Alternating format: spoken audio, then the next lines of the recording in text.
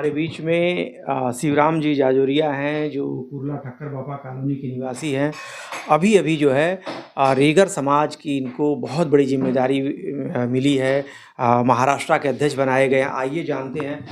Sir देखा जाए तो भारत की सबसे पुरानी जो संस्था जो रेगर समाज की है, उसका जो है आपको महाराष्ट्र प्रदेश एक बड़ा प्रदेश है। भारत का सबसे बड़ा राज्य यूपी के बाद जो है दूसरा नंबर महाराष्ट्र का आता है और आपको ये जिम्मेदारी दी गई है। क्या कहना चाहेंगे?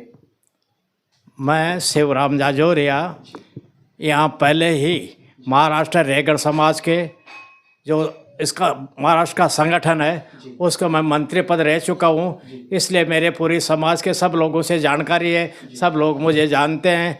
और वही सेवा के साथ साथ मैंने बाद में अखिल भारतीय रेगर स्तर पर सेवा देना शुरू कर दिया। मैंने महाराष्ट्र से यहाँ से जाके हरिद्वार रेगर धर्मशाला का 12 साल तक सेवा दी है। उस सेवा के कारण हमें दिल्ली में सैकड़ों लोग जानते हैं। और जो हमारे अखिल भारतीय रेगर महासभा के अध्यक्ष हैं BL नवल साहब, वो भी मुझे जानते हैं व्यक्तिगत तौर पे।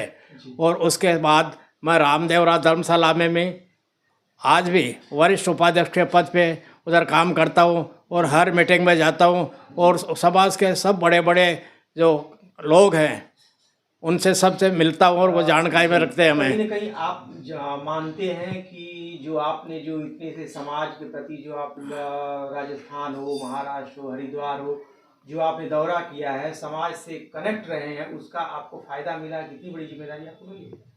हाँ, उससे ऐसा है कि इधर मैंने सेवा करी है न, तो हमें निर्विरोध और बिगर कुछ प्रयास के हमें यह पद मिला। उसका कारण ऐसा ही है कि BL नवल साहब जो अखिल भारतीय रेगर महासभा के अध्यक्ष हैं, उन्होंने इधर के लोगों से सदस्यों से पूछा, भाई हम वो जो तारा सिंह जी धोलखेड़िया जो रिजाइन दिया वो पद खाली हो गया, उसके लिए कोई योग्य उम्मीदवार है तो बताओ।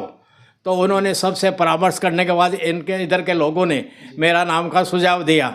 और सुझाव देने के बाद उन्हें विचार विमर्श करके मेरे नाम पे मोहर लगा दी और मेरे को इधर महाराष्ट्र प्रदेश का अध्यक्ष तय कर दिया। इसी के जिम्मेदारी दे दी।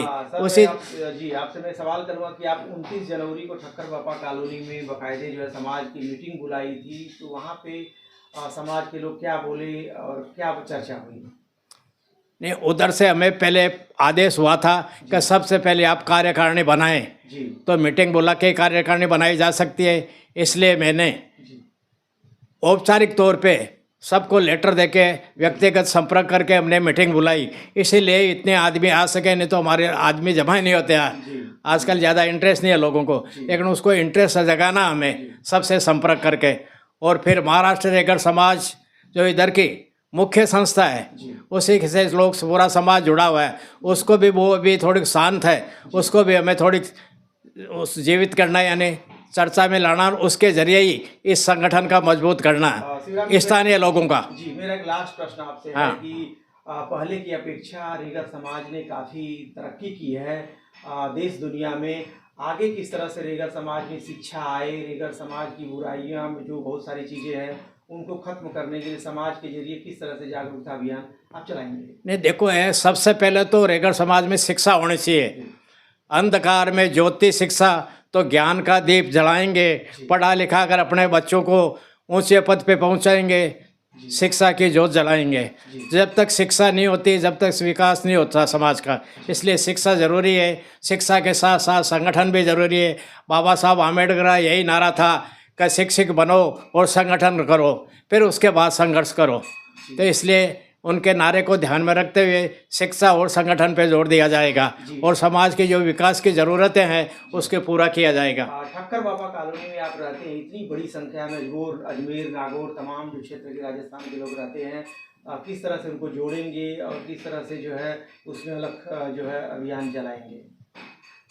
सबसे ज़्यादा तो बात हम संपर्क करके लोगों को इकट्ठा करके अपने विचार उनके सामने रखेंगे और उनके विचारों को सुनेंगे। दोनों का विचारों का आदान प्रदान करने से ही तो बात बनती है। इस प्रकार जो जो कम समाज में कमियां लगती है और उपयुक्त जो काम लगता है वो करेंगे, उससे समाज आगे बढ़ता है। एक लास्ट कुछ कविताएं जो है, जो अच्छी कविताएं बोलिए, हमारे चैनल के दर्शकों को कुछ अच्छी कविताएं दो शब्द।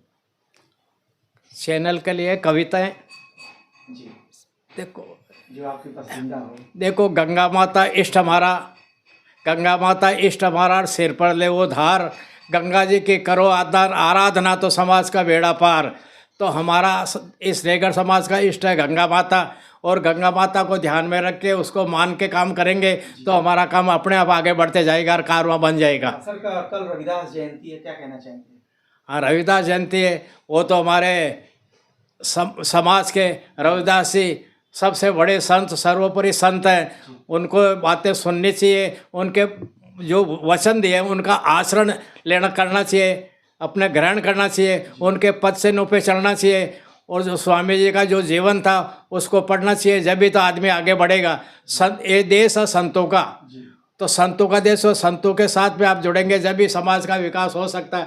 संत लोग हैं, बहुत ज्ञान देते हैं, और उनका ज्ञान से नियम से जो चलेगा। आज सबसे ज़्यादा उम्र किन लोगों की है? संतों की। तो संतों की उम्र क्यों बढ़ी है? कि वो नियम धर्म से चलते हैं। तो इसलिए अपने भी जीवन का जो अपना स्वास्थ्य का ध्यान रखेंगे, नियम से चलेंगे तो जीवन आगे बढ़ता है। यह प्रेरणा, ये संत लोगों की प्रेरणा, उसी प्रेरणा के साथ जीवन बिताना चाहिए।